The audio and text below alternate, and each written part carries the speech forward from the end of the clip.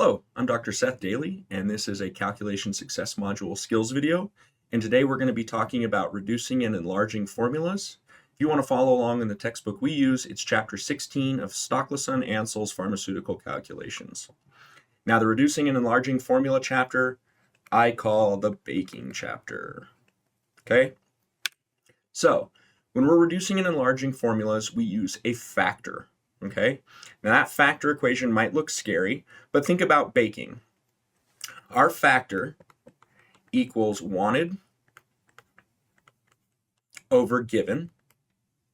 If we're trying to double a recipe, we want 2, we're given 1, so our factor becomes 2. So we just multiply everything by 2. So really, a factor allows us to multiply each ingredient in a recipe by that factor. Okay? So let's put this into practice. So this says 1 gram of API is used to make 12 tablets. How many grams of API are needed to make 345 tablets? Well, our factor equals want over given.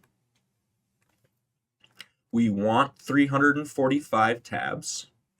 That recipe is good for 12 tabs. So our factor is 345 divided by 12, which is 28.75. Now notice that tabs cancel. This is a unitless number. All we use this for is to multiply it by each part of our recipe, and the units will come from what we're multiplying by. So in our example, we get 1 gram times our factor gives us 28.75 grams. Okay, that's how we use a factor. Now I have a question for you guys. Does anybody see another way of doing this problem? Well, this problem and many of the recipe problems can also be done as ratio and proportion. If we know that 1 gram is 12 tabs, that's equal to X grams in 345 tabs, and X equals 28.75 grams. Okay, so really the ratio is right here in our ratio and proportion, and that's where we found our factor. So you can always do math in multiple ways. I just want to show you that you can do it 2 ways. But a factor is really useful when we're looking at something like this, a recipe where there's multiple ingredients. So this is a recipe for a vaginal gel formula where we have estradiol, polysorbate, and methyl cellulose. And the question says, how many grams of estradiol are needed to prepare 674 grams of the gel? Well, our factor equals want over given. Okay, we want to make 674 grams. How much were we given? Well, if we look at our recipe, we can add all these things up. 200 plus 1 plus 95 equals 296 grams. So we're given 296 grams. So our factor becomes 674 divided by 296, and our factor is 2.277 ... Remember, it's unitless because these grams cancel, and I'm putting ... because when we're doing math for the NAPLEX, we don't round until the very end. So I've kept that number saved down here in my calculator. So for grams of estradiol, all we do is we take our grams, multiply by our unitless factor, and we would need 455.4 grams of estradiol to make that 674 grams of gel. Okay? Another way you may see formulas is written like this. So, our factor is want over given, and this says how many grams of ciprofloxacin are needed to prepare 350 mils. So our want is 350 mils, and how much are we given? This is the place I see students make the mistake most often. You gotta watch out for this. So QS means quantity sufficient. It can also be written as add, And this means we're going to add water until the volume reaches 100 mils.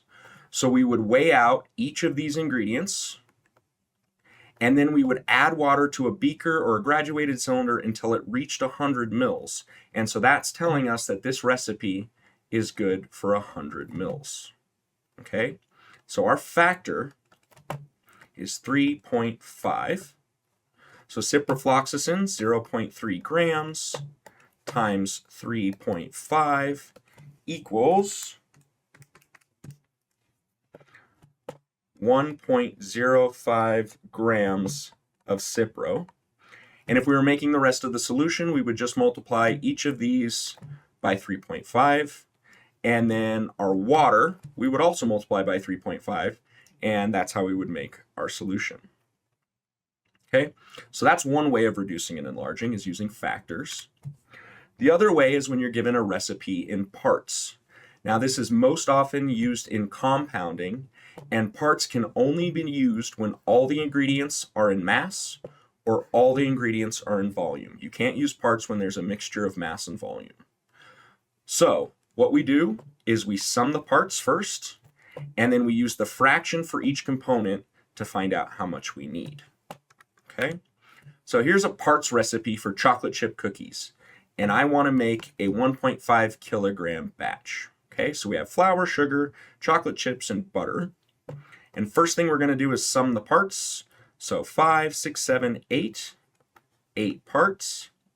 And now we're going to use the fraction for each part. So for flour, we need 3 out of 8 times 1.5 kilograms equals 0.5625 kgs. 2 over 8 times 1.5 kgs equals 0.375. That's the same for the next one down because it's the same number of parts. And then lastly, 1 over 8 times 1.5 kg, and we get 0.1875 kgs. And if we sum all of this up, it equals 1.5 kgs. So that's how we do parts. Okay? Now, if you have any question on parts or reducing and enlarging using a factor, please email me at sdaily@salud.unm.edu, and happy calculations.